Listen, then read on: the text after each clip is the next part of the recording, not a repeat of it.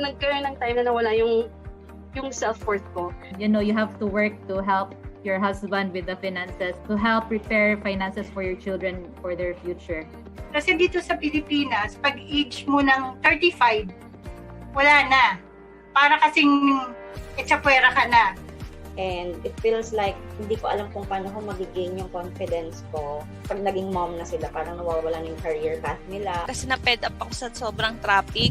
So, papasok, dahil madaling araw, either mag-grab ako or mag-aangkas, which is malaki-laki yung expenses. The time spent with your kids and family are far more important than any job title out there. Nag-decide ako na maghanap ng online job at nakakuha nga ako. Sobrang saya ko talaga. Kaya tinulungan ko rin yung iba kong mga mommy friends at nagkaroon rin sila ng sarili nilang online job. Kaya doon ako na-inspire at nag-decide na simula ng Filipina home-based moms.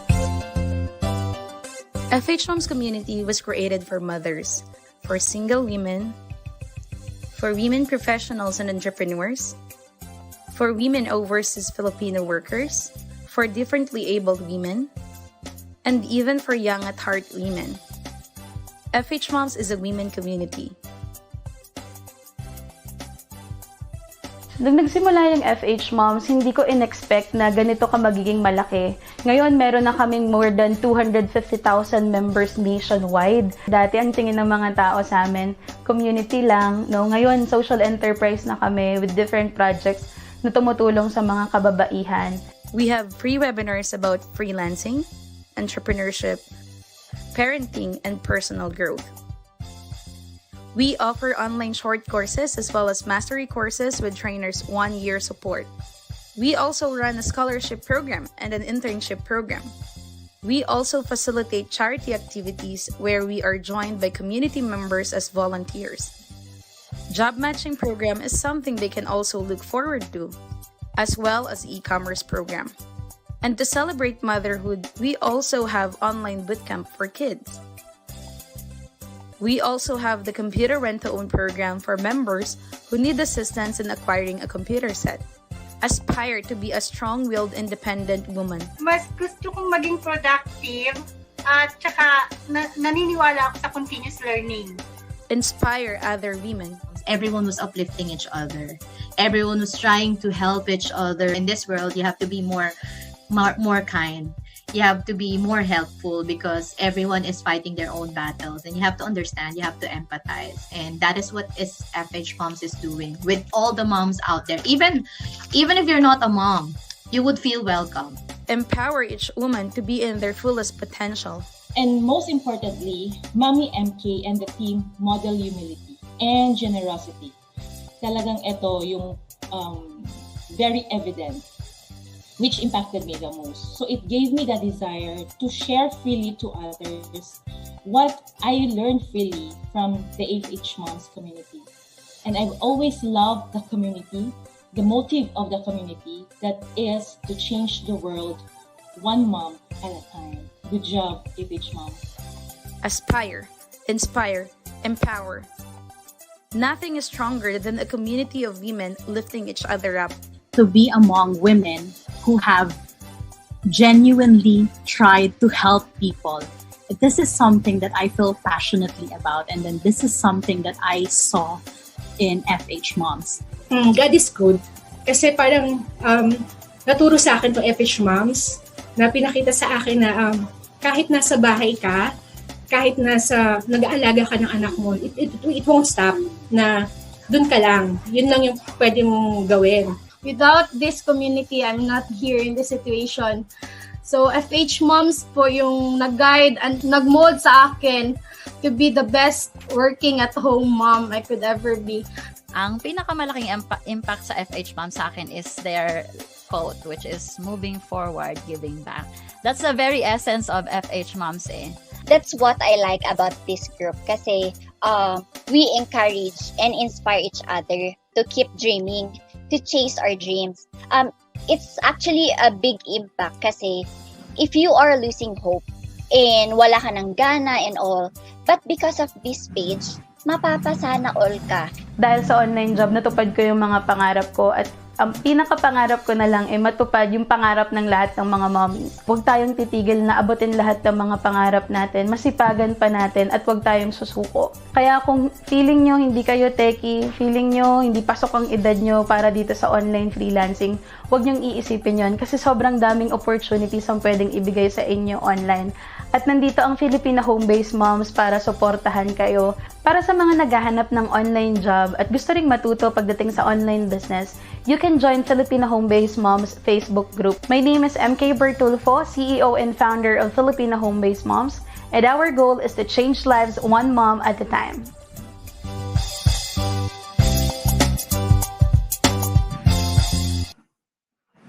Hello sa ating mga momshies, FH titas at sa lahat ng nanonood sa atin ngayong araw ng unang Lunes ng Agosto. Kamusta po kayo? Hello po sa inyo. Magandang gabi po. Sabi ni Mami June Day, ayan, ako, ito yung unang comment na nakita ko sa ating live ngayon.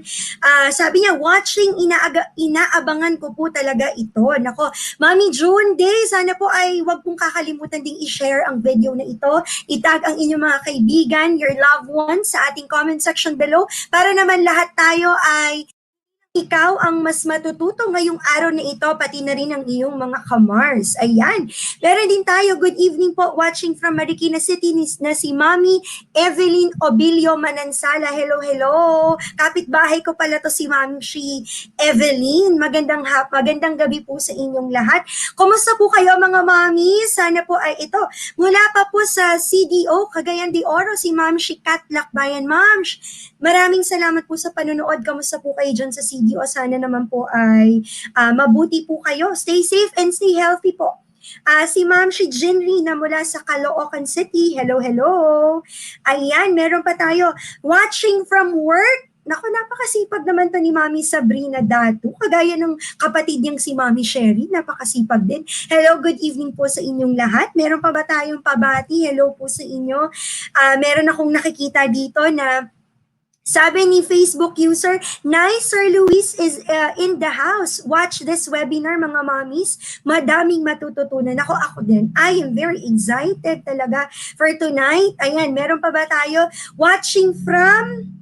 Ayan, meron ako nakita from Singapore, from Hong Kong, Cabanatuan City. Naku, ma'am, napakasarap ng longganisang, diba?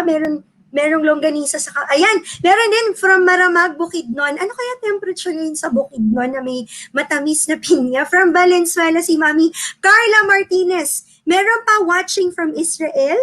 Rihanna Luzadio watching from Singapore. Ayan, so marami tayong ngayong araw na ito. Talaga namang excited na ang mga momshies natin ngayong araw na ito. Meron ako nakita si Facebook user, first attempt to watch a webinar. Nako, sana hindi lang to yung first time and last time na manonood ka ng webinar ng FHMoms. Every day we have webinars para sa inyo mga momshies dahil naniniwala talaga kami na parang, lalo na ngayon sa Metro Manila, mag-ECQ na naman tayo, moms. So para hindi tayo masyadong magmukmok at ma-stress, nood na lang tayo ng webinar ngayong araw na. Si Mami Gracia Fornal, watching here at Dasma, total lockdown kami 7 days. Buti may papanoorin ako. Ingat po. Dasal natin na talagang matapos na rin itong sitwasyon natin ng mga moms para makabalik na tayo sa normal na buhay natin. Ayan. So, magandang gabi po muli sa inyo. So, hindi ko na patatagalin pa mga momshies dahil alam ko naman na ngayong mga panahon na ito, di ba, curious tayong lahat dun sa mga nauusong NFT. Ano ba yung NFT? According kay Maring Google, ito yung non-fungible token na patok sa social media. Aminin niyo yan, di ba? Na-curious kayo doon. Ako din, na-curious ako doon. Pero, syempre, bago natin sakyan yung hype, sisiguraduhin po natin, mabibigyan namin kayo ng basic guide kung ano ba ang mga ito. So, disclaimer lang mga momshies. Ang purpose ng webinar na ito ay para mas maging aware tayo, ma-educate din tayo tungkol sa tinatawag na cryptocurrency. So, again, sa mga mami sa atin, ang purpose ng webinar na ito is to educate to help you to become aware, and also at the same time, wala po tayong ini-endorse or anything na ito yung okay, ito yung ganyan, dahil we're very blessed dahil kumbaga, we can say na alam nyo ba, ito i-introduce ko na ang ating speaker. Alam nyo ba na ang ating speaker started working sa Bitcoin space in 2014. And with his startup, BloomX focuses on creating practical cryptocurrency solutions for the developing world. Imagine, 7 years na siya dito sa space na to, about cryptocurrency, kaya naman talagang very knowledgeable ang ating at expert na maituturing talaga ang ating guest speaker ngayong araw na ito. In 2017, he authored the book Reinventing Remittances with Bitcoin, which collects strategies and stories about the fast-growing Bitcoin remittance industry. Noong 2019, he co-authored the Little Bitcoin book, which is a non-technical primer on Bitcoin, its philosophy, and its practical applications. Wow! And he has presented at venues that include the United Nations in New York, napakabigati naman ni sir, and the OECD in Paris, and is a regular speaker at the International Money Transfer Conference Series. He has been building tech startups in the Philippines for over a decade, and one of the world's first NFT artist with his crypto pop art initiative. Kaya naman mga momshies, if you are ready, kung ready na kayo ngayong araw na ito sa ating webinar, please type in yes. Ayan. Type in yes sa comment section because we will now be welcoming our guest speaker for tonight who will give us the basic guides of cryptocurrency, Mr. Luis Buenaventura. Hi, sir. Thank you. Grabe yung intro na yan. Thank you so much for the invitation. Good evening, FH Moms. Super happy to be here. Very excited to talk to all of you tonight. Yes. Sir, kamusta po kayo ngayon? Natutulog pa ba kayo kasi alam ko, 'di ba, parang kapag you are in this kind of industry, parang wala na yatang tulugan yata ngayon. Yeah, medyo mahirap nga ng konti. But I mean, we live in La Union. Actually nung lockdown, yung first lockdown nung 2020, lumipat kami dito sa La Union. So medyo mas chill ng konti yung buhay. It's not as stressful as Manila. And then hindi kasing grabe yung lockdown, 'di ba? So mas nakakalakad kami. We can actually go out a little bit. Although ganun pa rin, masks on, face shield on pag pumasok ka sa mga establishments. Pero a little bit easier than Metro Manila, I think. So hindi naman ganun ka-stressed. Hindi naman ganun ka-stress. Tsaka ilang lakad lang, nasa dagat ka na. Parang ganun ba, sir? Nakakaingit. Okay. Sir, sisimulan ko na po yung first question ko kasi alam ko yung mga mami sa atin, maraming katanungan din ngayong araw na ito. Sir, ano po ba talaga yung ibig sabihin ng cryptocurrency? Okay, so simple questions first. That's good. So all it is, it's a different type of digital money. So nakatry na kayo ng GCash, nakatry na kayo ng Paymaya. Maybe some of you have even tried PayPal, some of the more international stuff. So cryptocurrency, parang ganun lang din naman yun eh. It's just another type of digital currency. Pero, what's the difference? With GCash kasi yung laman nun, peso, right? So yung balance mo doon, yung balance ng account mo is always peso. With cryptocurrency, parang completely different type of money siya. So you can imagine it kind of like US dollars na meron siyang exchange rate, di ba? Tapos kung gusto mo siyang ipambayad here, kunwari, like here in La Union, for example, hindi ko naman pwedeng ipambayad yung cryptocurrency ko. So bago ko siya magamit, kailangan kong ipalit into peso somehow. And there are many companies that do this here in the Philippines. So CoinsPH is the biggest one. Most people know CoinsPH. BloomX is my company, so we do that also. So yung mga cryptocurrencies mo, pwede mong ipalit into peso through us. Or, pabaliktad, pwede rin yung mga pesos mo, kunwari gusto mo mag-invest sa cryptocurrency, pwede mo ding i-deposit yung pesos mo sa amin tapos i-convert mo siya into some cryptocurrencies. And here's the part where it gets kind of complicated. When I started in the industry, we just called it the Bitcoin industry because siya lang naman yung talagang cryptocurrency back then. Ngayon, there's about 9,000 different cryptocurrencies. So medyo marami-rami na yung choices mo, which is why it gets medyo intimidating siya for newbies. Because sobrang daming choices, 'di ba? So parang if every one of those 9,000 cryptocurrencies were you needed to study them first and do your research, medyo nakaka-overwhelm, 'di ba? And very likely hindi mo nagagawin because masyadong sobrang dami eh. In our business, usually yung nire-recommend lang namin, tignan mo yung top 100 or yung top 200. Hindi mo naman kailangan tignan lahat ng 9,000 plus na cryptocurrencies out there. Pero sobrang dami na nila. It's very, very popular in certain parts of the world. And here in the Philippines, it's starting to become quite popular also. Kasi hindi lang naman kami yung crypto company dito. So there's also, yung sinabi ko, Coins.ph, but there's others. PDAX, Philippine Digital Asset Exchange. And then there's many, Moneybees. There's about 10 other companies na puro local that specialize in cryptocurrency trading for Filipinos. Na lahat kami lisensyado ng Bangko Sentral. That's another important part of the industry, no, na meron ng support from the government to make sure na legit yung company na binibigyan mo ng pera mo, right? Because this industry very, very big on trust. You need to be able to trust the company that you're working with. Ayun, so that's that. I hope that's parang basic introduction, pero malalim yung topic na to eh. And I think, pero for the purposes of this talk, just think about it muna as digital money na ibang wala siyang country na so because normally, diba, with other currencies there's a country that is issuing it. With cryptocurrency there is no country. It's just groups of people on the internet that invented this stuff. So it's very interesting. Sir Luis, may curious lang ako. Pwede niyo ba kami bigyan ng quick history kung saan to nagsimula, kailan to nagsimula, and paano po ito nagsimula?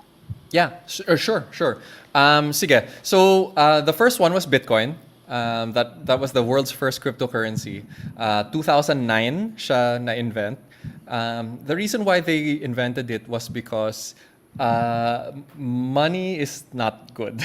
I think yung bottom line is, so how about this? I'll tell you this na lang, and we can embarrass ourselves by admitting how old we are. Do you know how much the USD to peso exchange rate was the year that you were born?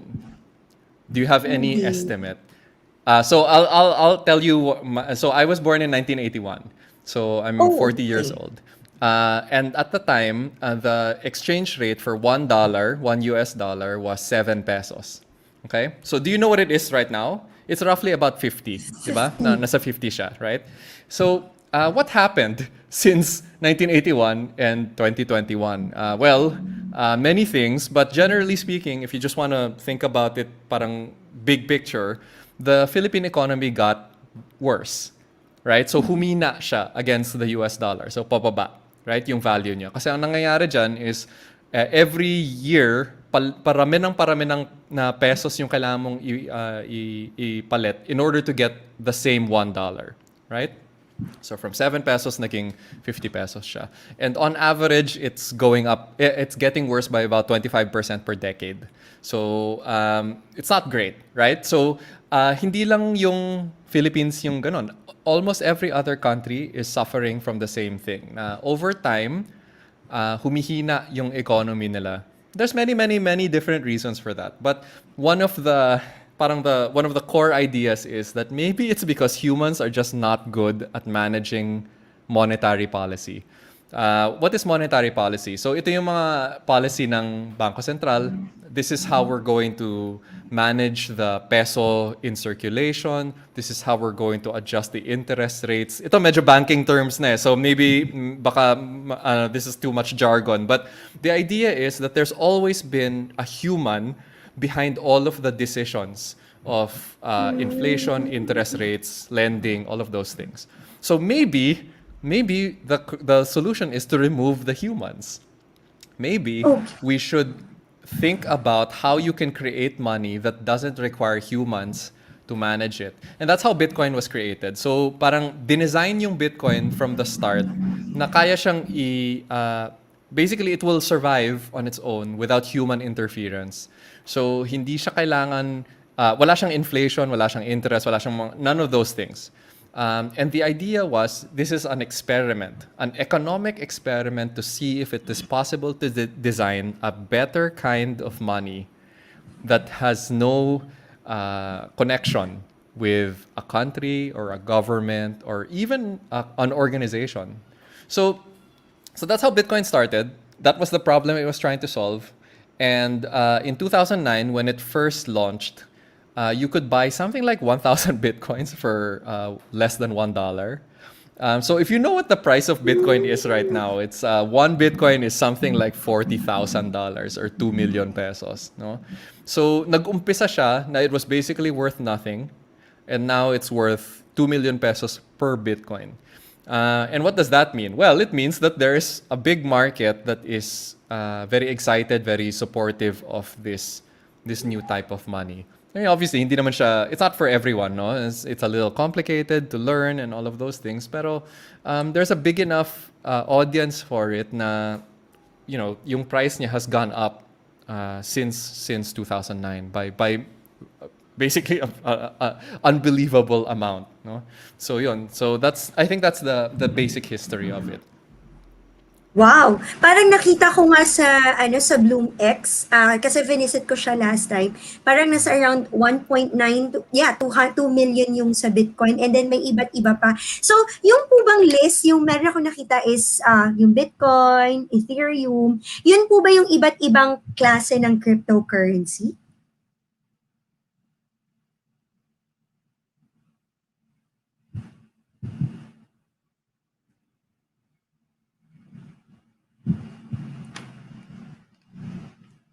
Ayan.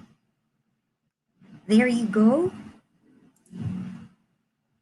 Okay, mga momshies, alam kong excited na kayo na medyo nagkaroon lang tayo ng technical difficulty with Sir Luis, pero dyan lamang kayo.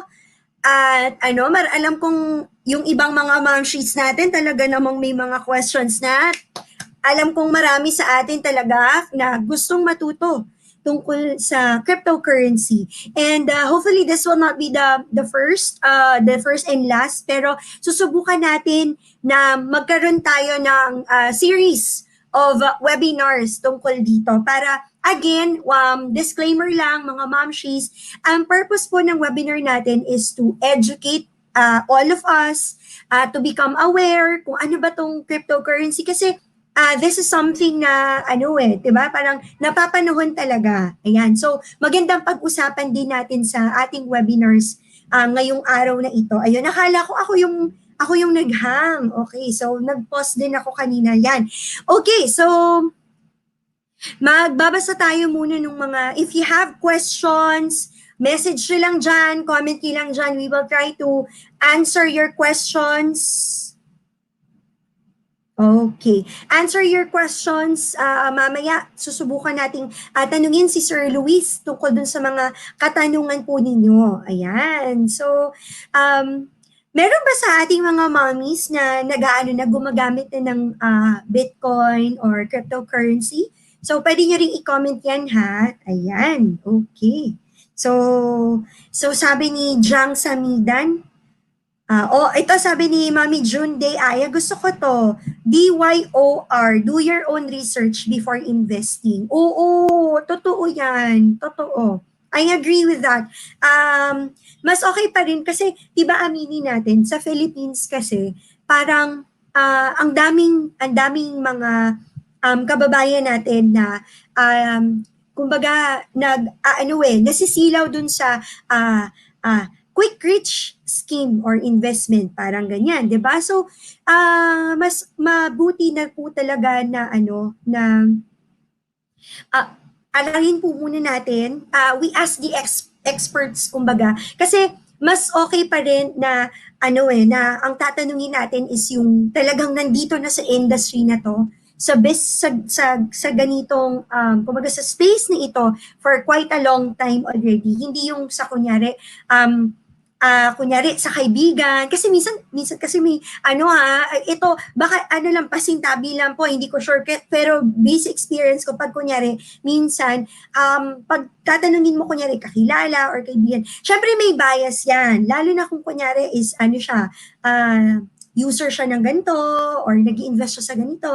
Ayan, yung isa naman, hindi siya believer. So, iba't iba. So, at least ngayon, maganda sa webinar natin is kumbaga, mababalanse natin eh. Oo, mababalanse natin kung yung advantages, yung pros and cons, yun. Okay.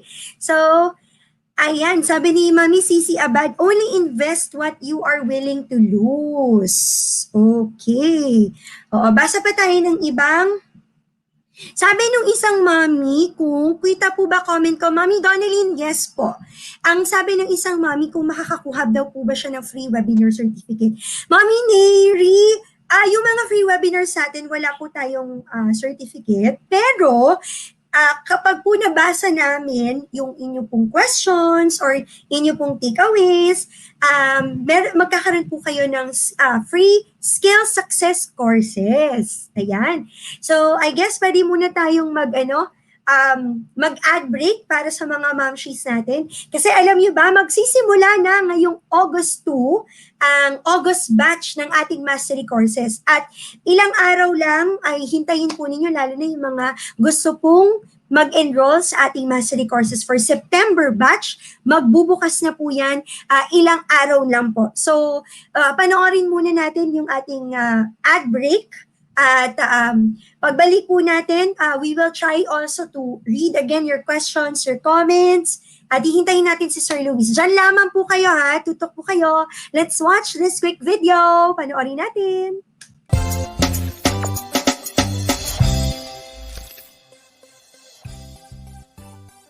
I am married through Obilio Caampued. I am turning 40 next month, and I am from General Trias, Cavite. Some materials, what I love about this is that it is well prepared by the trainer itself. So, yung objectives were clear, and the lessons were well aligned to the objectives. So, I am sure na yung gusto niyang matutunan namin as students are all there, and it is well outlined actually, kasi dahil teacher ako by profession, alam ko yung technicalities of it, and she know her craft, yung alam niya everything about it. So she really taught us every detail of that we need to know. She even prepared us dun sa mga interview questions, how we can get client immediately, ganyan. So, hindi lang siya about the craft. And what I really love about her is she taught us with the heart. Never kong pinagsisihan na sa FHMom ako nag-enroll, that I took the e-learning from FHMom. Kasi from the community to the lesson to the trainer, sobrang mararamdaman mo yung support. Yung e-learning ni FHMom speaks ng sobrang truth about the community itself. Kung ano yung nakikita mo sa FHMom community page, ganun yung mararamdaman mo during the lessons. So, hi, my name is Cherise Ann Sainz, and I'm from Tondo, Manila. And my feedback about the course that I took with FHMoms, I am happy. I'm not disappointed at all. I'm actually And we are back! Ayan, so muli makakasama natin si Mr. Luis Buenaventura. I'm so sorry. I'm so sorry about that. Di ba, syempre kasi pinagmamalaki ko na nasa La Union kami, di ba? Nice, chill life. Well, that's what happens pag nasa province ka sometimes. Di reliable yung certain things. Anyway, very sorry for the interruption. I hope that people stuck around. Thank you. Thank you so much for waiting. I forgot what I was talking about before I was disconnected. Actually, sir, yung question ko po sa inyo is, yung po kasi nakita ko dun sa website po ninyo sa BloomX, I saw yung Bitcoin, Ethereum, I'm not sure kung tama yung pagkakasabi ko. Tapos meron din yung parang I've heard merong Pi, ganyan. Ito po ba yung iba't ibang uri ng cryptocurrencies?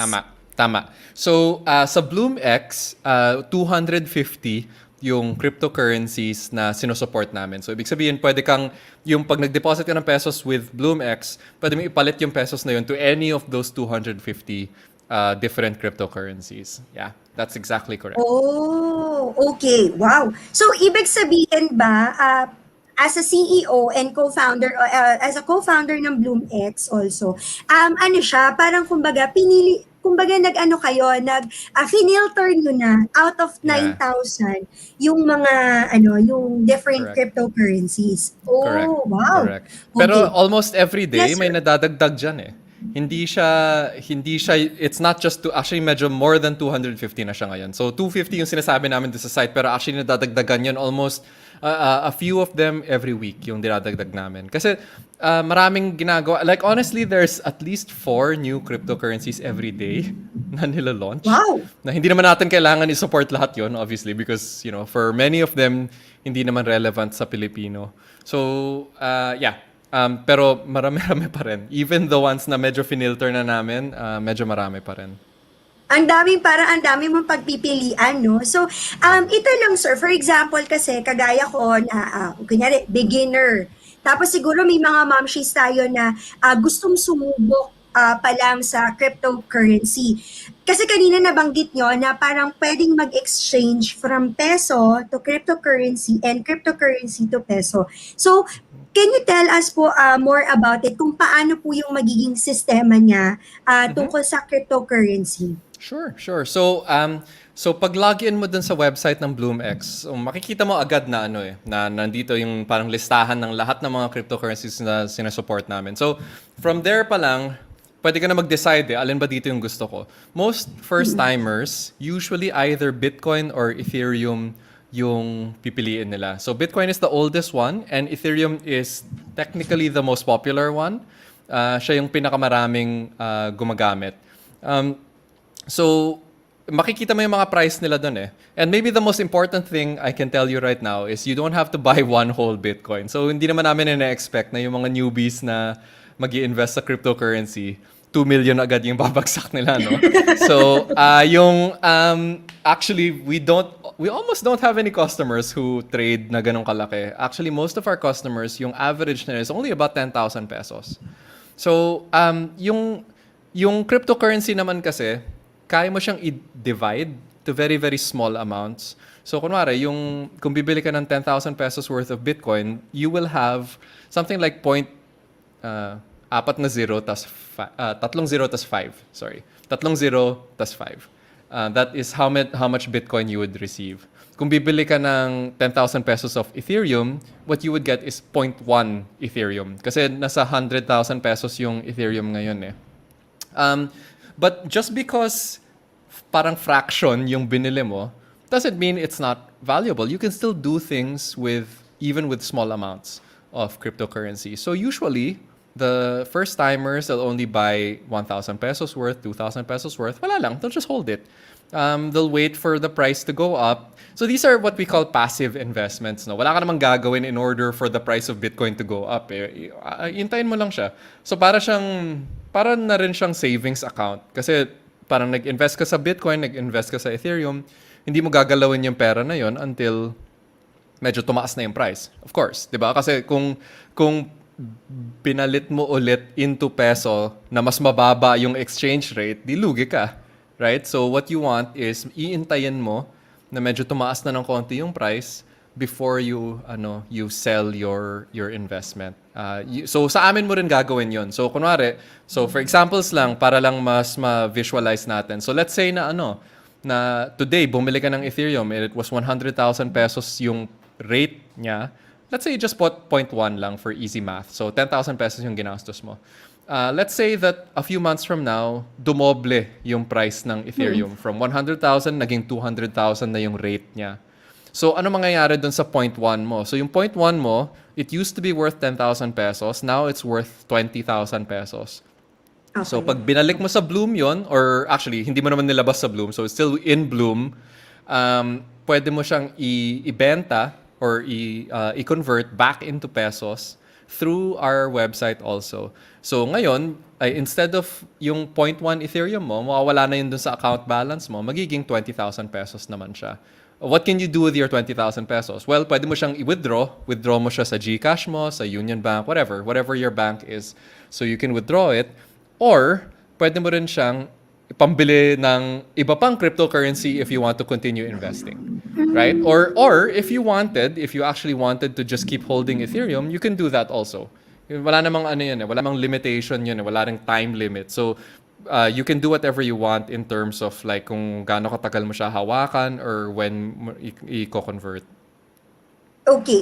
Kasi nabanggit you, sir, for example, yun nga, kunyari nag-invest ka today, tapos after a month, naging 20,000 siya. How likely it is yung trend niya? Is it ba parang ano rin ba siya? Parang kumbaga, you cannot, parang mafo-forecast mo ba kung gaano siya, kung tumataas ba siya or bumababa din ba? Ano yung ano niya? Ano yung magiging trend niya? So here's the part where I need to start putting disclaimers on all of the things I'm gonna say, right? So ito yung disclaimer part. So, if you zoom out over the last 10 years of Bitcoin's history, yeah, for sure, 100% pataas siya. If you zoom out. Pero within yung 10 years na yon, meron mga times na, as in, bagsak siya eh. No? So, parang stock market din. So, if you've ever tried to trade sa stock market, sa Philippine stock market, or even if you've tried to trade Forex, so foreign exchange trading, all of those things hindi naman predictable eh. And you have these people who will say that they are professional advisors or technical analysts, or some of them will call themselves crypto gurus, and they'll teach you everything you need to know about cryptocurrency. Generally speaking, no one can predict this stuff. They can make educated guesses about where it's going to go. And that's fair as long as they say na it's an educated guess. It's not a sure thing. As soon as you hear someone say na ito sure win to, don't believe them kasi hindi totoo yun eh. There's no such thing. I mean, I've been working in this industry for 7 years. I'm still surprised by what the Bitcoin or Ethereum price does on any given day. Like, I can't predict it either. So, yung personal strategy ko with Bitcoin, with Bitcoin specifically, yung personal strategy ko is bumili ako many years ago and then hindi ko na siya binenta ever. Yun na lang yung, wala na akong iba, para I don't have to think about it anymore. I don't have to look at charts every day. I don't have to care so much about what the price is. I bought it a long time ago and I'm just holding on to it. Maybe I'll sell it at some point in the future, but for now, I just like na I have this thing na parang ito yung savings account ko na hindi ko ever gagalawin.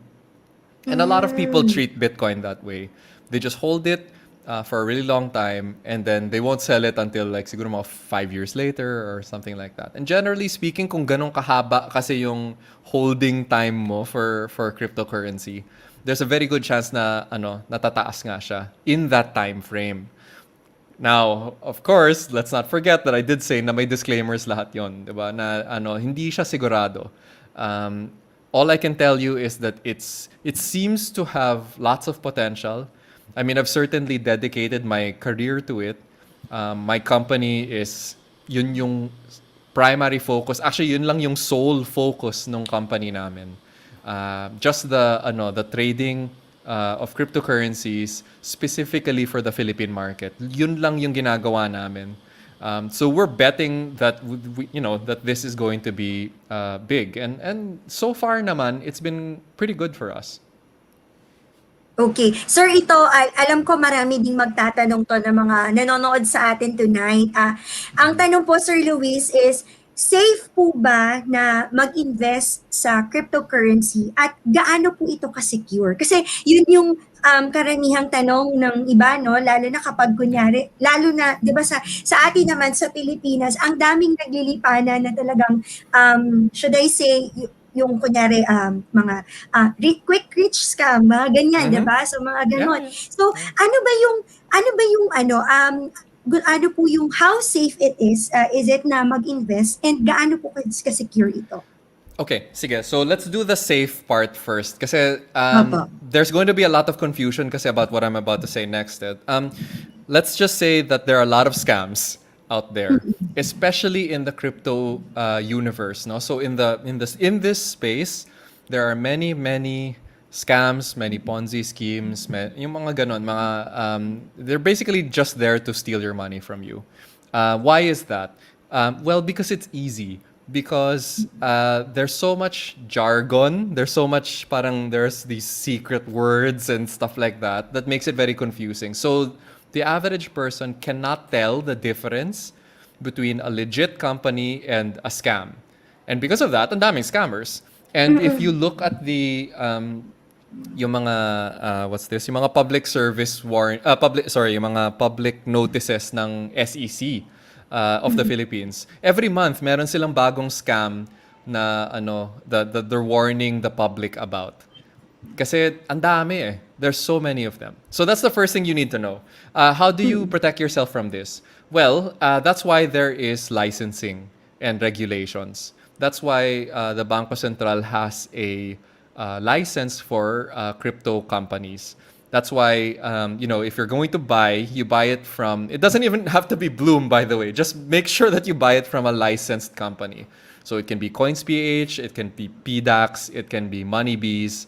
But don't just buy it from some random Facebook page because those types of traders, even if they may be completely honest, meron pa ring chance kasi na kung nagka-problema yung trade nyo, let's say may isa sa inyo na for whatever reason, nalugi lang siya dun sa trade, wala kang tatakbuhan eh. Kasi hindi sila licensed, hindi sila regulated. Whereas, kung nagka-problema ka with trading from Bloom, pwede mo kaming isumbong sa Bangko Sentral eh. So, you're at least protected by that. No? So, I mean, whether or not the central bank will actually help you is another question. But at least alam mo na pwede kang mag-complain. So that's within your rights to complain about us. And you can report us to the government if you don't feel like you are getting a good deal. So that's one very important thing about it. How secure is it? Well, if you're a newbie, I would suggest that you just work with leaving your cryptocurrencies with companies like us. Na parang bangko din kami eh. So bumili ka ng Bitcoin or ng Ethereum from Bloom, iniwanan mo lang siya doon. Para kang nag-deposit sa bangko na the money is just there and it's in your name. You have to provide ID and some proof of address. Parang kang nag-open ng GCash account. Nag-open so it's the same thing. Yeah, it's the same thing. So ganon, nakaiwan lang yung pera mo with us. We're probably the safest place to keep it. Unless you are very technically savvy. If you are, if you understand how to, you can download your own crypto wallet kasi na completely disconnected from Bloom or CoinsPH. Pwede rin yun eh. You can do that. You just have to spend the time doing the research first. And if you're confident in your technical ability for doing this stuff, then I actually suggest na i-withdraw mo yung funds mo from Bloom and then just protect it yourself because that's actually better long term. But if you're not confident and you just want to have a little bit of money here, maybe 10,000 pesos, maybe 25,000 pesos, whatever, it's probably better just leave it with us. And then when you're ready, sell it again for pesos within Bloom still. Then withdraw your earnings and then yun na, masaya ka na. Now you've got money, right? So I think that's the safest way to go about it. If you're just starting out, that's the safest, easiest, most secure way to do it. Okay. Sir, kasi nakita ko din dun sa sorry ha, na-curious lang ako kasi may nakita ko din sa website ng BloomX, yung parang waitlisted. Ano ibig sabihin yun? Parang nasa 15,000 something na waitlisted. What does it mean? Yeah. So the problem kasi is early BloomX, the website that you're looking at, we actually only launched this in March of this year. So it's quite young. This year. Bloom the company has been around for 6 years now. iba yung ginagawa namin. We were already a cryptocurrency company, but we were doing it slightly differently. So this product that you're looking at here, this service that you're looking at, BloomX.app, yun yung website niya.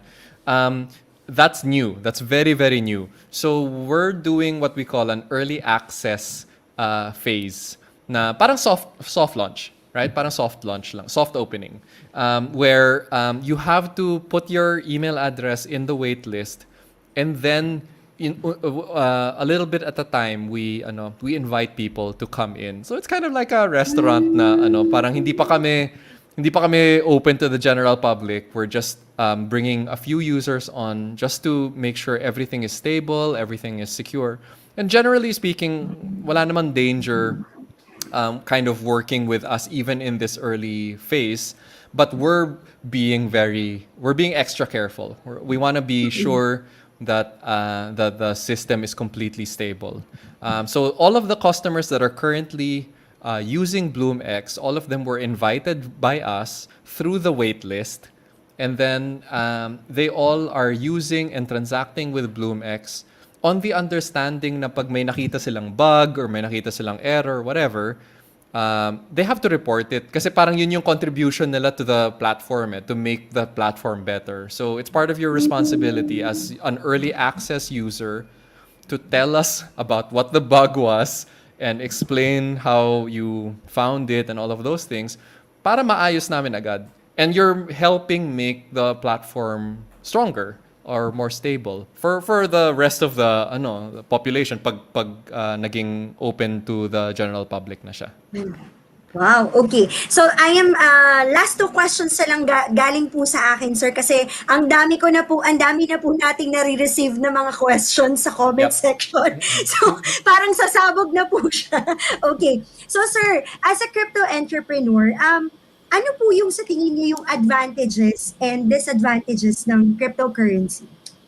Advantages? Well, I mean, the first advantage really is that it's money na walang parang central control, no? So it's money that is there and it is parang a shared public good, but no one actually controls it.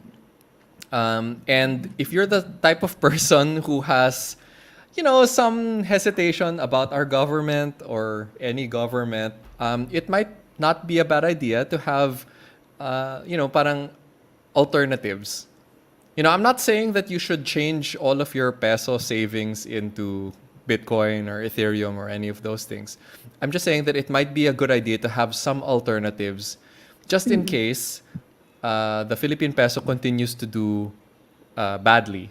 No, so and we know this from historical na when the Philippine peso was first created in the 1950s, it was 1:1 with the US dollar. So 1 peso is to $1.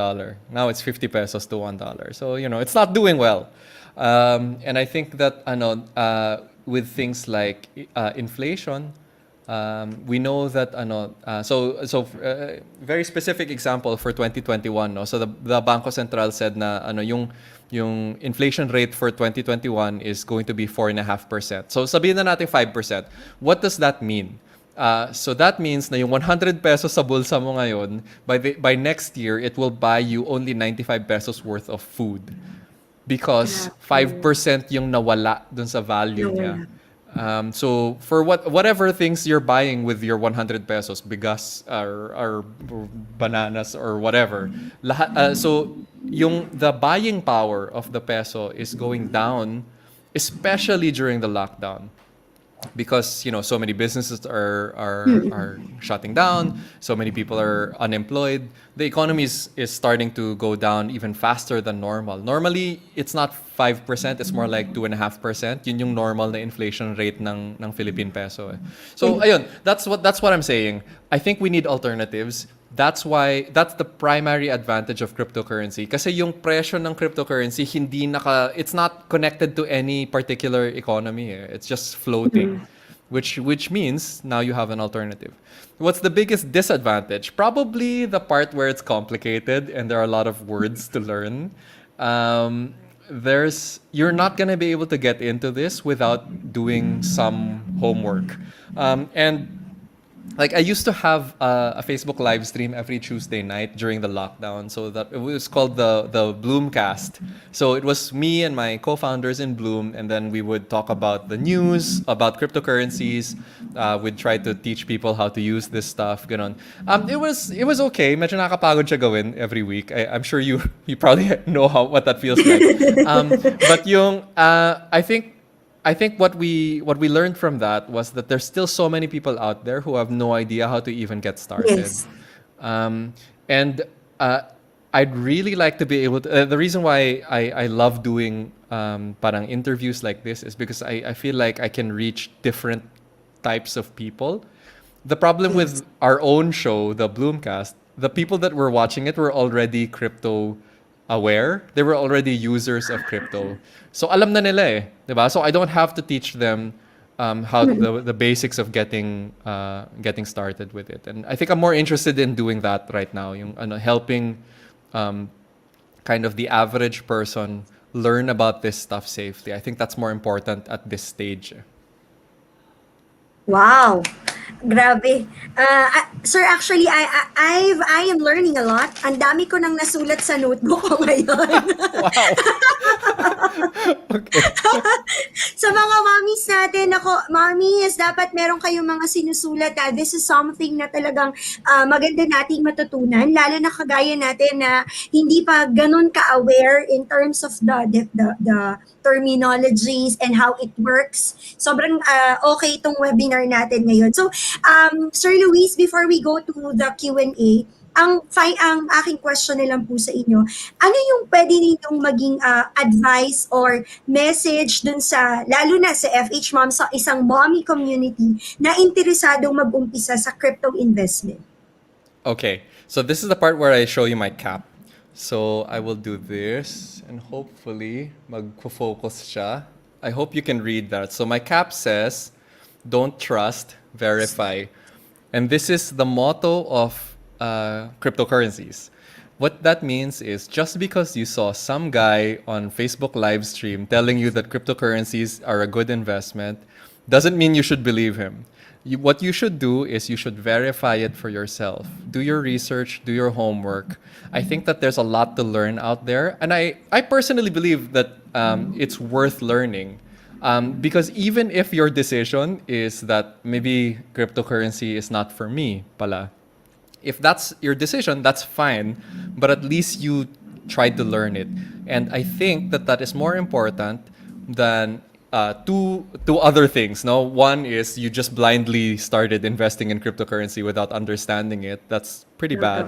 And the other thing is that the other possibility is you just rejected it because it was too complicated.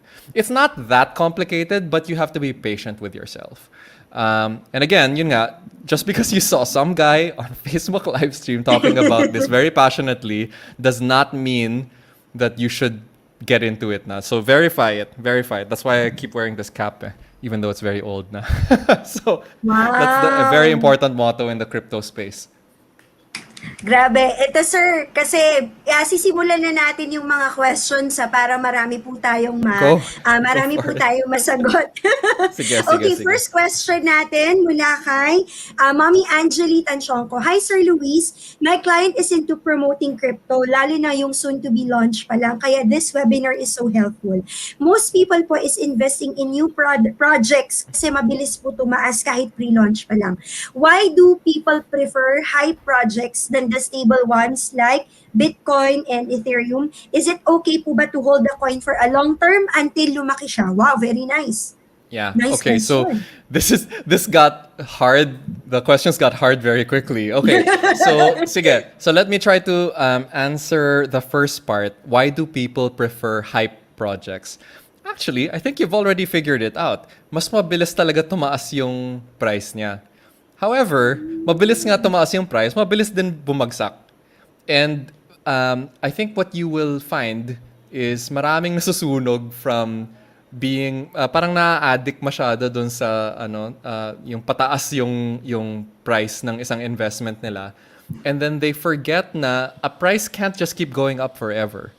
You know, no matter how good that investment looks, it can't just keep going up in price because there are people who are invested in that same asset as you, and they will eventually take profits. What does that mean? So let's use the example again na let's say bumili ka ng bagong cryptocurrency na nilaunch lang recently, no? And let's say you paid 1 peso for it. And let's say na naging 100 pesos yung price niya. So now you're 100 times up, diba? So titignan mo yon and you're like, actually, maybe I should just hold this a little bit longer. Kasi malay mo mag 200, diba? Malay mo mag 1,000. And then the next day, you'll see that it's 50 pesos. So now you think, 50 pesos, maybe, baka bumalik pa siya ng 100, so I'll hold it a little bit longer. And then the next day, now it's 25 pesos. And you're thinking, gosh, 25 pesos, should I sell it now? I'm still 25 times higher than my entry point. Maybe I'll wait. Malay mo, diba? Baka umakyat pa siya ulit. And then now it becomes 10 pesos, and then 5 pesos, and then so on and so forth. So basically, you're just back at nothing. Right? So, not to mention the fact na na-stress ka because you were watching the price all of this time.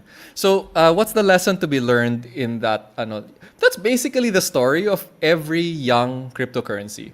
Na there's a lot of hype at the start, and then so the price will go up really, really fast. And then unahan yung mga investors to sell at the highest price. So we call that the peak, the price peak. And then because all of you are rushing to sell, the price starts to drop. So pag nahuli ka, wala na. Diba? Hindi mo na makukuha yun. The price just keeps dropping at that point kasi everyone's trying to sell.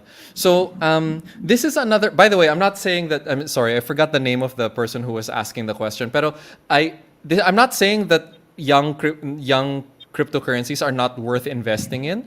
All I'm saying is iba yung mechanism nung price niya than from the more established ones like Bitcoin and Ethereum. With Bitcoin and Ethereum, meron pa ring hype yan. Of course there is, because people want to believe what they want to believe. But at least you know that 10 years from now, mataas-taas yung possibility that Bitcoin is still going to be around. 10 years from now, there's a very good possibility that Ethereum is still going to be around.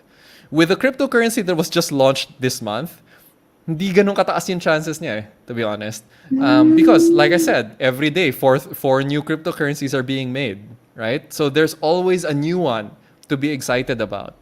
Can you really expect every investor to just hold a coin for a long term? Probably not, diba? Kasi they're thinking of what the next big hyped cryptocurrency is going to be. So, ayun, that's the difference. Is it safe to hold it long term? I would hold the top 100 coins long term. I would wait before, I wouldn't do that for just any other cryptocurrency. I would really think about it muna. Like, I'd have to make sure that I really understand what the coin is for. I'd have to understand the people behind it. There's some things that you can do for research to protect yourself also as an investor. So I would do all of those things before I make that kind of decision. Wow, thank you, sir. Gaya nga ng sinabi ni sir, sa cap niya, don't trust, verify. Yan, ako. Okay, next question tayo. Mula kay, okay, Linalyn Perez Ramos, sa coins.ph, di ba may pwedeng i-invest doon ala Bitcoin? Correct me if I'm wrong. Thank you. Yeah. So coins.ph, when they started, so they're one of the oldest crypto companies in the Philippines. So they started in 2013, late 2013. Yes, you can, if you have money in coins.ph, you can actually convert it directly into Bitcoin using yung peso balance mo in coins.ph. Pwede yun. They also have Ethereum and a few others. I think they support like 6 or 7 different cryptocurrencies. So yeah, you can definitely do it in coins.ph. Okay. Thank you po, sir. Thank you, Mommy Linalyn, sa inyong katanungan. Next question po tayo. Mula kay... Ayan. So, chine-check pa natin kung sino yung next question natin. Ayan. Maraming salamat po sa mga nagtatanong. Okay. Ligaya Genevieve. Is Bloom similar to COL po? Yeah, so Call Financial, no? I guess that's what you're talking about. Financial, yes. Yeah, is it similar? No, I guess sort of, but it's simpler. Hindi mo nakikita yung charts sa BloomX. As in, para lang siyang buy and sell. So, type in mo lang kung magkano yung gusto mong gastusin in pesos. So, kunwari, kung bibili ka ng Ethereum, you just type 10,000 pesos and then it will tell you what the current rate is for Ethereum, and then you have 5 minutes to decide if you're going to accept this price or not. So it's a very, very simple system. It doesn't have the big charts and graphs and things like that. No. By the way, I've never actually used Call Financial. I just know it a little bit. I'm not super familiar. Because as soon as you get into cryptocurrencies, parang you're not actually all that interested in things like stocks or foreign exchange trading anymore. Kasi parang crypto is so much faster in terms of either panalo ka or talo ka. Like, instantly. Like, it's not slow. Like, with the Philippine Stock Exchange kasi, sometimes you're holding a stock for, 5 years, ganon, and it goes up 20%, right? And then, after 5 years, okay, so, did I do well with a 20% gain after 5 years waiting? Technically, hindi. Kasi there's many other things you could have put that money into that would have given you better gains over 5 years. In cryptocurrency, 20% is basically an average week na either umakyat ng 20% yung price mo or nag-drop siya ng 20%. So both are equally possible. So you have to be very careful when you're making these investments. You have to understand na sobrang lakas nung movement niya on a daily basis. I think the average is about 4% per day. Yung up or down niya. And in the Philippine stock market, that's a month's worth of movement. Yeah, so ganon. Siya talaga. It's very, very volatile. Yun yung tawag nila doon, diba? That's why there's a lot of volatility risk when you trade cryptocurrencies. Pero pag nasanay ka kasi sa kanya, parang everything else feels too slow naman. Which is why parang hindi na ako nagtitrade anywhere else. And I actually don't even trade that much. Honestly, like, I just have crypto and then I just hold it. That's kind of my personal strategy. So is it safe to say na ang cryptocurrency is for the high risk investors? Parang ganyan. Or I think that's the fairest way to say it. So you would say, high risk, high rewards, obviously. And also there's a small part of it kasi na it's not just the risk part. It's also the idea na yung investment mo na to, parang naka-separate kasi siya completely from the Philippine economy, which is hard to do with stocks. Kasi yung stocks na binibili mo from the Philippine Stock Exchange, it's still dependent on the Philippines itself. So, the stocks go down when the economy is bad, the stocks go up when the economy is good. So, in other words, it's very correlated. It's very, parang nakasakay siya dun sa economy ng Pilipinas. Whereas with cryptocurrency, it's not related at all. So it gives you a pretty good alternative to that. Okay. Yan. Thank you, sir. Next question tayo mula kay Brian Peña Masunsong. Meron po bang minimum sa BloomX? 600 pesos yung minimum namin. That's it. So it's very small. You can come in with, even if that's all you want to deposit, that's fine. And we will trade your money for you. Yeah. So 600 pesos yung minimum namin. Okay. Para may nakita din ako dito, Sir Luis. Di ba, kasi you have, mag-i-invest ka kunyari sa BloomX. Do you also have like, how much or yung percentage ng mga, like, syempre merong mga fees or handling fees na tinatawag ba yan? Meron bang ganun siyang, bang ganun sa, Yes. So yung, in cryptocurrency kasi, nag-iiba-iba ng konti yung we call this the commission. The commission for each trade. Generally speaking, it's a little under 1%. Generally speaking. So ano na yun, kasama na yun dun sa price na kinuquote namin sa inyo. So kunwari, pag sinabi namin na 1 million pesos yung Bitcoin, for example, laki ng number, yung price na makukuha nyo is actually 1,010,000 pesos. So, sorry, Tama ba yan? Yes, 1,010,000 pesos. It's already in the price. And sometimes we go lower than that. Sometimes we go lower than 1%. But it's usually around that range. There's no other fees except for when you withdraw your funds. Yun naman, that's more of a bank fees na yun eh. So, pag nilabas mo yung pera mo, you have to pay 40 pesos. Ganun. That's what that looks like. Thank you, sir. Okay, now, next question tayo. Ayan, mula kay Donalyn. May Bloom app na po ba? So, the website, BloomX, so the website, you can actually go to it right now, www.bloomx.app, A-P-P. So, yun yung actual website address. There's no Bloom mobile app, it's just a website. The plan actually was that we were just going to do it this way for a while because at least there's nothing to install. It's just a website that you go to. And then most of our customers naman, they don't actually keep their cryptocurrencies with us. They actually just use us to buy and then nilalabas nila agad. And that's the most common type of customer we currently have because the more advanced cryptocurrency users, they have their different preferences for what wallet app they use, or maybe they want to exchange it somewhere else or something. So parang lang kami, bridge lang kami to go from peso to whatever cryptocurrency you want. That's the most common way that people are using BloomX right now. So as in pampalit lang talaga siya, converter lang. Hindi siya it's not a place to that they'll keep their funds. We can do it. We can hold your funds. That's fine. That's not a problem naman. But our most common user just parang pass-through lang yung paggamit nila sa amin. Okay. Nako, ito, next question po tayo mula kay Katsley Obamos. Hi, Sir Luis. Since we all know that crypto is volatile, what coin do you recommend most?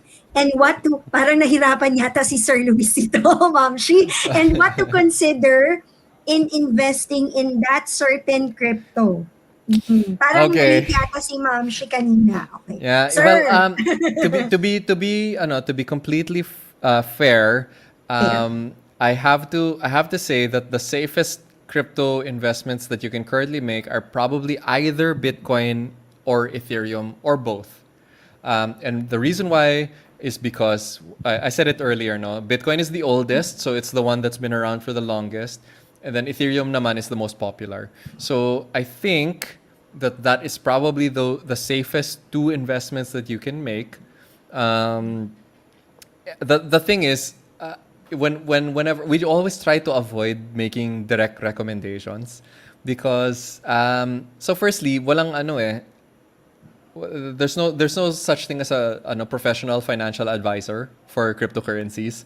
Walang ganun na licensing body in the Philippines. So I can tell you that I am definitely not a professional financial advisor. I'm just a guy who has been here for a while, parang studying this stuff. So although I'm very, very familiar with it, I have to be very careful with how I make recommendations. I'm sure there are other coins down the list that I can say, oh, this one's probably not a bad thing to invest in. This one's probably okay. This one's a bad investment. Like I have my opinions, of course. But if I'm going to talk to someone who is just starting out with these things, I always say buy number 1 and number 2, and I think you'll be okay. Yun yung madali. Yun yung pinakamadali. Okay. Thank you. All right. Next question tayo. Last 3 questions. Okay. So, we'll have next question mula naman kay Toralba Amador. Any thoughts po sa mga NFT games at ano po yung inaabangan yung NFT games? So you know what? I actually thought that the NFT games was going to be the main topic of this episode. Yeah. So actually, I thought that this episode was going to be mostly about NFT games. So sige. So let's do. So we probably don't have time to do the whole thing now, but NFT games is para siyang subsection ng cryptocurrencies, no? So cryptocurrencies are the money part. But within that, there's this whole area na they're trying to create games where when the players play these games, you can actually earn cryptocurrencies. right? So one of the most popular games is Axie Infinity. It's so popular that there's about somewhere between 400 and 500,000 Filipinos currently playing it. So nearly 1% of the population is playing this game. Not 1%, actually 0.5%. Anyway, but it's quite large. And they are earning somewhere between 30 to 40,000 pesos a month from playing this game. So back when they were starting in 2020, there was this small town in, I think, Cabanatuan na sila yung dun unang nauso yung Axie Infinity. So there's a lot of stories about this stuff. So if you're on YouTube right now, you can actually search for the Axie Infinity documentary. So there's like a very short 10 to 15 minute documentary about all of these people who found their livelihood by playing an NFT game, right? So it's a really great story, very, very interesting to watch it. I am a big believer in this whole concept of NFT games because there are so many gamers out there, right? So and so everyone knows how to play some kind of mobile game on their phone, even if it's normal ones like yung kahit yung mga parang Bejeweled or something like that. No, those are very common things or Candy Crush or stuff like that. So everyone is a gamer. If there is a way that those games can help you earn a little bit of money while you're playing them, isn't that a totally great outcome? Because like you're spending time playing this game, wouldn't it be great if it could also earn a little bit of money? So that was the concept behind Axie Infinity. But what happened was it became so popular that the amounts of money that people were making, it started as very small, no? Like tipong 100 pesos a day, that kind of thing. And then now it's more like 1,000 pesos per day na medyo full-time job na yung earnings nila. So this is the part where, again, I have to put the hat down and then show you that, diba? Don't forget the don't trust, verify na motto. Because with all of these things, it's all very new. You have to do your research for sure. That being said, I spent a lot of time talking and writing about Axie Infinity. That's actually one of my big new areas of interest. I actually write this parang daily newsletter where I'm talking about crypto news and things like that. And Axie Infinity is one of those things that people are always talking about because half of the players ng Axie Infinity all over the world are based here in the Philippines. So it's a very, very popular game here in the Philippines. Okay, thank you, sir. Next question tayo mula kay... Ayan, tingnan natin. Kanino kaya? Kay Mommy Donna de la Torre Alba. Question po, I heard about crypto mining. Is it a viable option to gain cryptocurrency? Okay, so crypto mining is a way for you to actually earn Bitcoin directly. Crypto mining actually refers to any cryptocurrencies pala, not just Bitcoin. But I'll talk about Bitcoin mining na lang first because it's the easiest one. So Bitcoin mining is the term that we use to talk about those people who are contributing their computers to the network para ma-secure yung network. What does that mean? Because all of the Bitcoin transactions are digital, they're all online. There needs to be a way to secure that para hindi siya ma-hack, hindi siya mapalitan. No? It needs to be completely 100% trustworthy. So how does that happen right now? The way that it works is that there are tens of thousands of people, maybe hundreds of thousands of people all around the world that are contributing their computer power to keeping the network safe. And that is called Bitcoin mining. So yung reward nila for doing that, for helping keep the network safe, the reward is they get a little bit of Bitcoin. And that's why crypto mining is a thing that many people will try to do. Now, it's not really that viable anymore for normal people because big corporations are doing Bitcoin mining now, so medyo mahirap na mag-compete. It used to be kasi kahit laptop lang yung gamit mo you could be a Bitcoin miner. These days, you need not just a laptop, you need maybe 1,000 laptops. Lahat sila online at the same time. So it's very, very expensive to do it because the competition is so high. Merong mga smaller, very, very small cryptocurrencies that you can still mine. But, generally speaking, it's not an area that I recommend just because it's easier to just buy. Just save a little bit of money. Doesn't have to be a lot. Actually, when I say a little bit of money, I mean 1% of what you earn per month, maybe something like that. That's enough na. Just do a little bit at a time. There's this concept called cost averaging, where what it means is na every month, you just set aside a little bit of money to buy a little bit of cryptocurrency.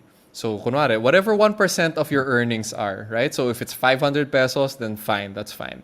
Yun lang yung i-allocate mo dito. And then over the course of a year, you'll have, may ipon mo siya, di ba? It's better to do it that way than it is to try to do the mining thing, because the mining thing is actually quite hard to pull off, and then medyo may there are a lot of things you have to learn beforehand before you do it. Okay, thank you, sir. All right, I think this will be our last question. Okay, last question na po tayo. Okay. Let's read the question. Ayan. So, hopefully, ma-invite uli natin si Sir Luis para ibang topic naman yung mapag-usapan natin. Yeah, we actually didn't get to talk about the Axie thing. Kasi, sir, actually, what we plan is to have a series of talks about cryptocurrency. So, inaano po muna natin sila. Parang, kumbaga, we get into the general, idea itself. Yeah, so I think that's the right way to approach it. It's hard to learn about the games part without learning about the cryptocurrency part first. Kasi yun yung parang basic, lahat ng mechanics nung game kasi kind of relies on the fact that maybe you already know a little bit about cryptocurrency. So it's probably good nga na ganito yung style nyo. Sorry, I didn't see that last question. Okay, last question natin. I think, sir, mali yata yung na-flash. Okay, can we flash it? Ayan. Sabi nung isang mommy, love ka na daw niya, sir, kasi very nice daw na tinulungan mo kaming ma-educate tungkol sa cryptocurrency. Very good. Thank you very Thank you so much. Thank you. Ayan. Sabi ni Mommy Lady Rose Limbaga Leco, Sir Luis, any idea po about SEC regulating crypto exchanges in the Philippines? Ano po ang epekto nito sa crypto exchange? So this is actually a really great question because I just wrote about it this morning in my newsletter. I was actually writing about how gumawa ng bagong department yung SEC ng Pilipinas specifically to start regulating crypto exchanges. So I think the simple answer to this is as long as we're talking about local crypto companies, so again, CoinsPH, Bloom, PDAX, Moneybees, as long as we're talking about those companies, I think it's fine. I don't think it will make a difference. However, if we're talking about the international companies na meron ding presence sa Pilipinas, so for example, Binance is the one that most people are familiar with. There's many others, OKCoin, Coinbase, whatever. I think magkaka-effect yun sa kanila. I don't know exactly what it might be, but I have a feeling that they will be asked to comply with local law, which will be quite hard for them kasi hindi naman sila Philippine business entities. I don't know what that will mean long term, but I have a feeling we'll find out within this year whether or not there will be a really big impact. But in the meantime, what I'm sure of is na walang epekto dun sa mga local companies. Kasi the local companies are already registered with the central bank. So kami okay lang. It's the international companies that I feel like it will be a little bit more challenging for. Again, this is more of a prediction. I don't really know for sure what's going to happen. But if it turns out na mali pala ako, I will happily admit that I was wrong. Because again, I'm not I'm really just a guy who's very, very passionate about this stuff. And I have to keep reminding people that there's no such thing as a cryptocurrency expert yet, because it's such a young area of focus. I just spent a lot of time reading about it. That's all. Yay! Sir Luis, para may nagtanong din, saan daw namin mababasa yung newsletters and where can we find you? Saan po namin kayo mafa-follow? And also your final advice, your message sa mga viewers po natin na nanonood dito po sa FH Moms. So the easiest way is just follow me on Facebook. So fb.com/Hello Luis. That's the easiest way. Everything that I write, or all of my live streams. So I posted about this live stream actually. So you'll see it there also. It looks like medyo maraming live streams over the next few weeks because so many people are very interested in cryptocurrencies and the games and all of these things. No? So I'm always really, really happy when I meet new people, new groups of people that are really interested in this stuff and are willing to give it a shot. No? Because, I'll tell you a quick story. Nung 2014 to 2015, no one would even take our calls or answer our emails because no one really believed in this stuff back then. Eh. So now, 7 years later, it's nice to know na parang medyo nag-evolve na ng konti, na parang medyo mas accepted na siya. And I'm a big part of my job is the education part. No, giving people as much information as they can. So yung newsletter that I was talking about, it's actually Facebook posts na Monday, Wednesday, Friday morning. Pinopost ko siya sa Facebook. Although I do also do newsletter by email. Pero if you're already on Facebook, it's just read it through Facebook. It's actually easier that way. So nandun lang siya sa sa Facebook page ko, Monday, Wednesday, Friday mornings. And that's it. All of the what's my advice? Well, I mean, usually kasi I end with the cap, but I kind of did it already earlier. So yun lang, just do your homework, do your research, but be patient with yourself and keep an open mind.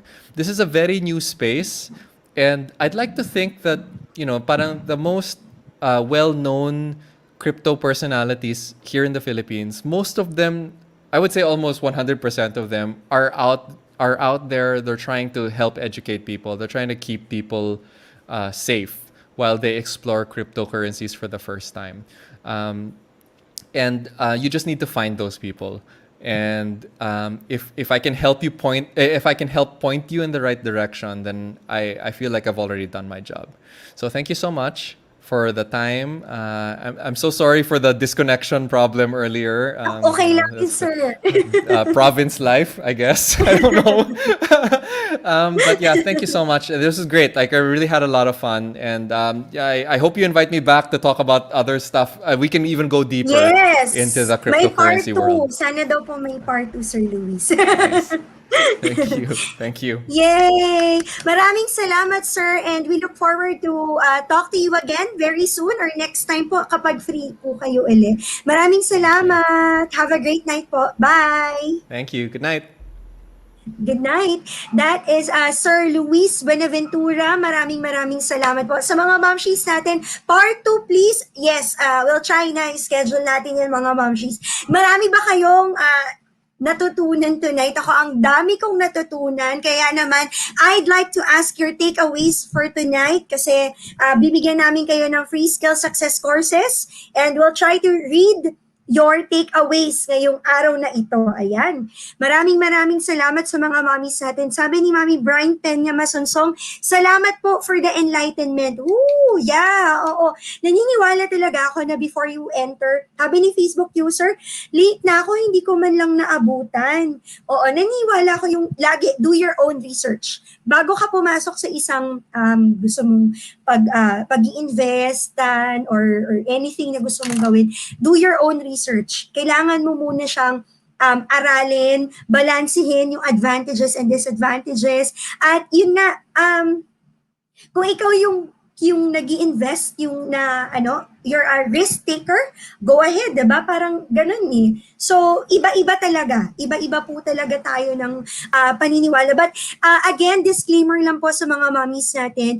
At FH Moms, we have this kind of webinar. It's because we want to give you kumbaga, to educate each one of us, to help us become aware. Kasi this is something na napapanahon nga, gaya ng sinasabi po namin. Hindi po kami kumbaga, nagpo-promote or anything na, ganito gawin nyo, ganito ganyan. It's still up to you. Kayo po yung magde-decide po noon para sa inyo, para sa inyong pamilya. Ang binibigay po ng FH Moms is to help you, to educate you, and hopefully, gaya nga ng sinabi ko, mga mommies, we will try po na makapag-produce tayo ng webinar about cryptocurrency every month. Para at least, di ba, we go into general and then we get into deeper discussions. Ayan. Kasi, yun nga, mas okay pa rin na alam natin, yung pinapasok natin, naaaral natin ito. Okay, are we ready to read the takeaways? Ayan, okay. Pero syempre, bago pala ang lahat, mga momshies, alam nyo ba na ito, i-check ko ulit para sure ako kasi na-launch na po yung ating FH Moms merchandise, di ba? Oo. Pero ngayon, as we move forward and give back, we also, meron tayong newest program, yung Scholar ni Nanay, that every time that you purchase any FH Moms merchandise items from our Shopee store, 10% nung earnings po natin will be put in our scholarship fund. So every time, so from the collated fund, kapag pinagsama-sama na po yung fund na yon, we will sponsor a hashtag certified FH Mom to be awarded during our events or celebrations. Kaya naman, mag-order na po kayo ng ating FH Moms merchandise kasi doon po sa unang 5 na mag-purchase worth 500 pesos, meron po kayong freebies. At kung hindi nyo pa po kayo nakakapag-comment, ayan, hindi pa po kayo nakakapag-comment sa post na ito, kung gusto nyong manalo ng limited edition hooded jacket na kailangan natin ngayong panahon ng tag-ulan, mag-comment na po kayo ng hashtag Certified FH Mom. Hanapin lang po yung post na ito tungkol sa Scholar ni Nanay. Comment nyo po, hashtag Certified FH Mom.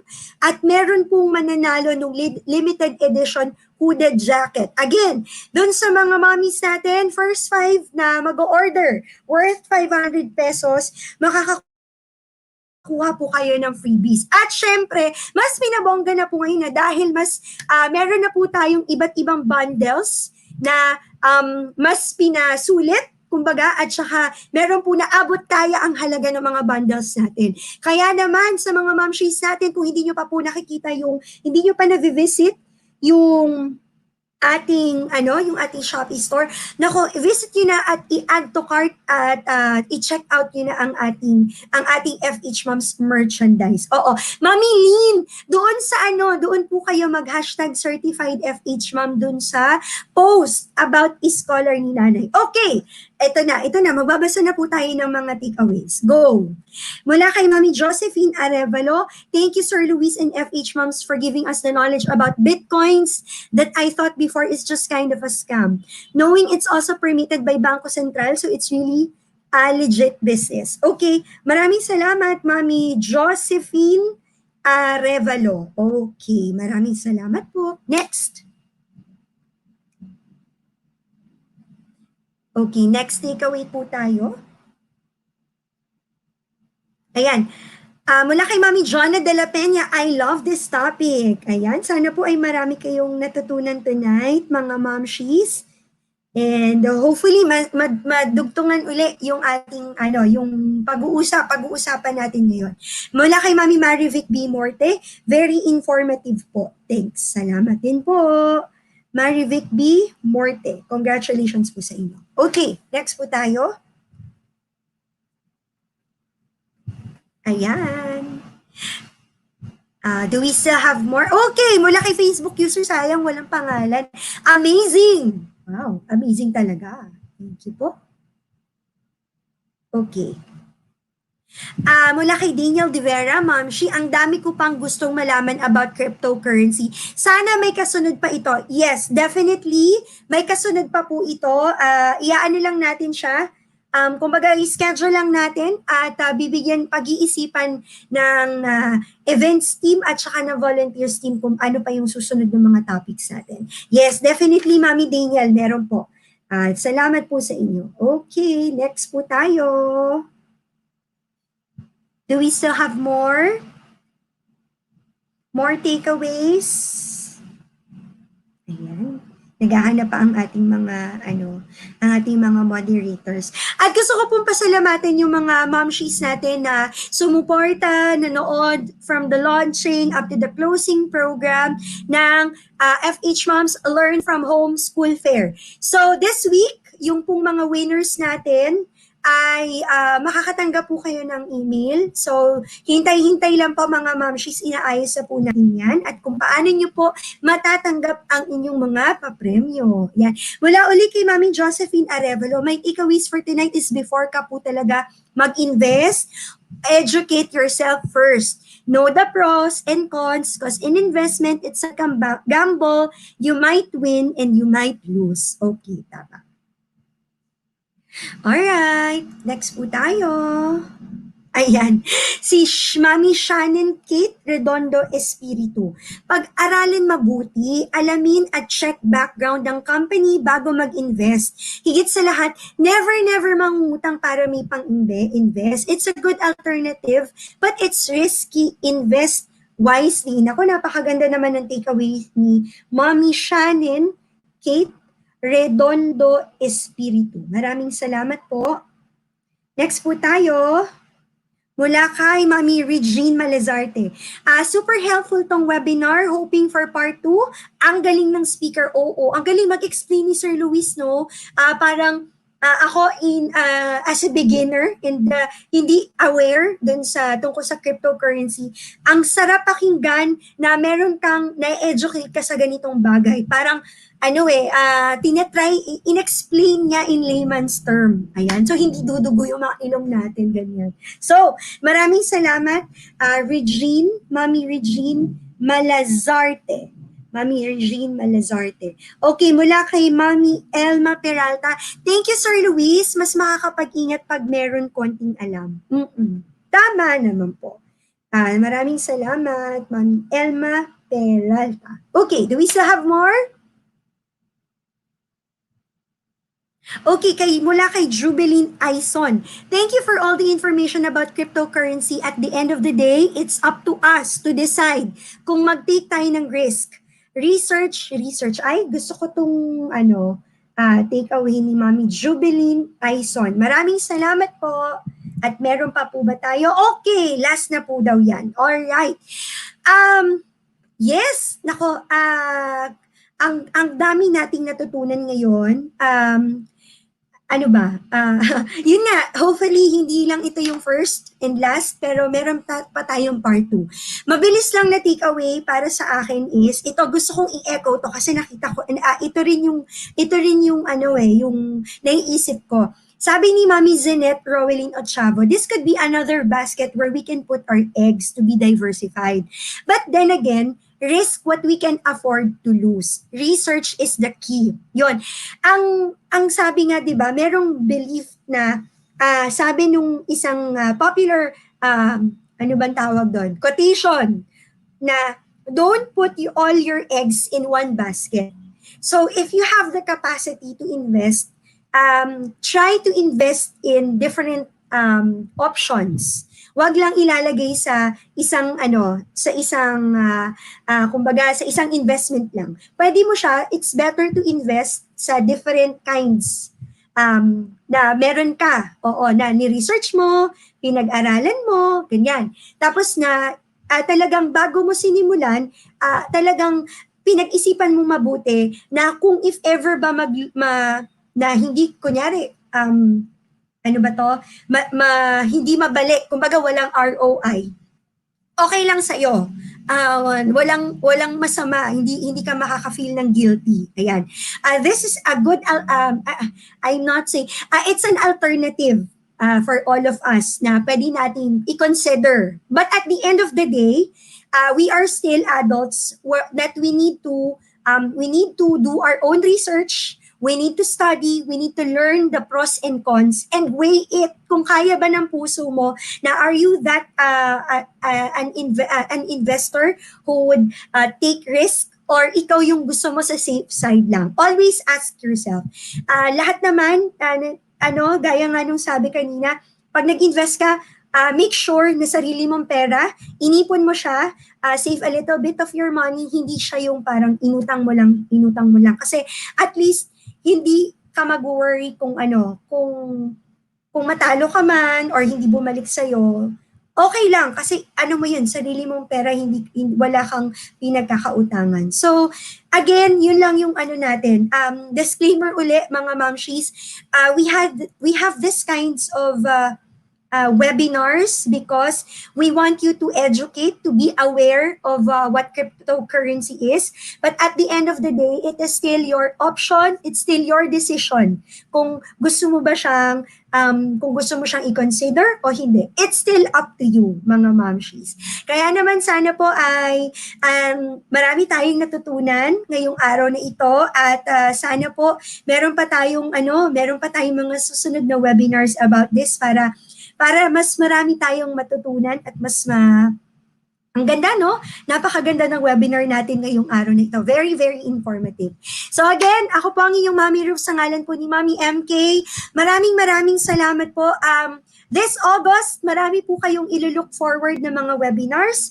At syempre, again, doon sa mga winners ng ating naganap na school fair last July, hintayin niyo lang po ang mga emails. Gagawin po natin, mag-i-email po ang admin sa inyo this week kung paano niyo po makiklaim ang inyo pong ang inyo pong mga prizes. So maraming salamat po. Ingat po tayo mga momshies, FH titas at stay healthy po. Ingat-ingat po. Meron pa rin pong pandemic, may virus pa rin po, kaya po sana po stay safe, stay home, and God bless po. Have a great night. Bye-bye. Tara na, tumutok na sa FHMoms Radio. Habang ika'y nagre-relax sa bahay mo. FHMoms Radio, changing lives, one mom at a time. Moving forward, giving back with FHMoms Radio. Tara na, tumutok na sa FHMoms Radio. Habang ika'y nagre-relax sa bahay mo. Marami kang matututunan dahil di lang basta chikahan. FHMoms Radio, mga momshi ating to.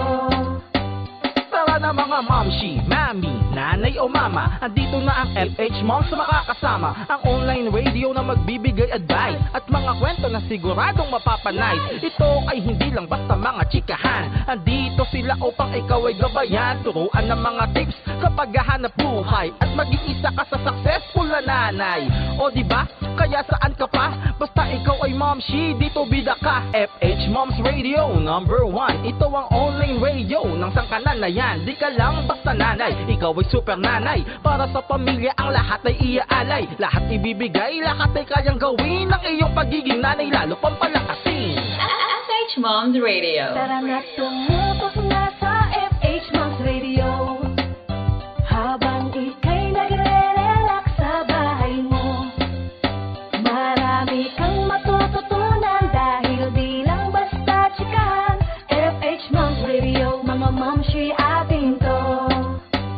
Mga momshi, tara na, dito'y bidang-bida ka. Ipagmalaki natin na tayo'y magigiting nga ina. Mga mami, tara na, dito'y bidang-bida ka. Ipagmalaki natin na tayo'y magigiting nga ina. FHMoms Radio. Tara na, tumutok na sa FHMoms Radio. Habang ika'y nagre-relax sa bahay mo. Marami kang matututunan dahil di lang basta chikahan. FHMoms Radio, mga momshi ating to. Tara na, tumutok na sa FHMoms Radio. Habang ika'y nagre-relax sa bahay mo. Marami kang matututunan dahil di lang basta chikahan.